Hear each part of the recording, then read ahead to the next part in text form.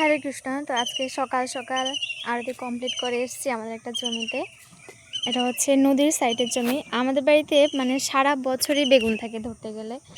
আমাদের ওদিকে একটা জমিতে এতদিন বেগুন ছিল, মানে মোটা বেগুনগুলো, শীতের বেগুন। তো তারপর ওগুলো তো শেষ হয়ে গেছে।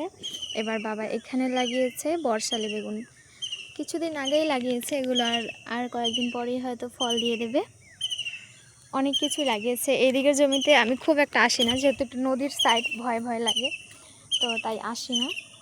আর এখানে আমি লাগিয়েছি টমেটো গাছ। এগুলো আমি বাড়িতে টমেটোর বীজ ফেলেছিলাম, এত সুন্দর গাছ হয়েছে, তো এগুলো এখানে এনে লাগানো হয়েছে।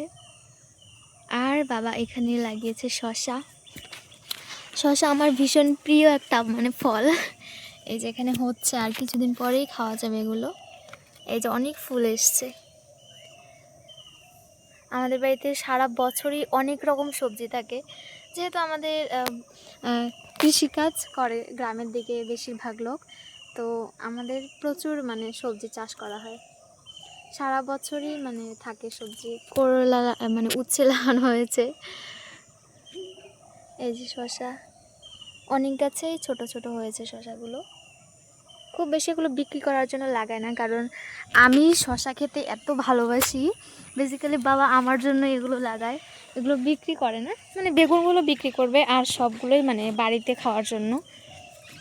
তো যাই হোক, ভালোই হয়, মানে সারা বছর টাটকা টাটকা শাকসবজি খাওয়া শরীরের পক্ষে ভালো।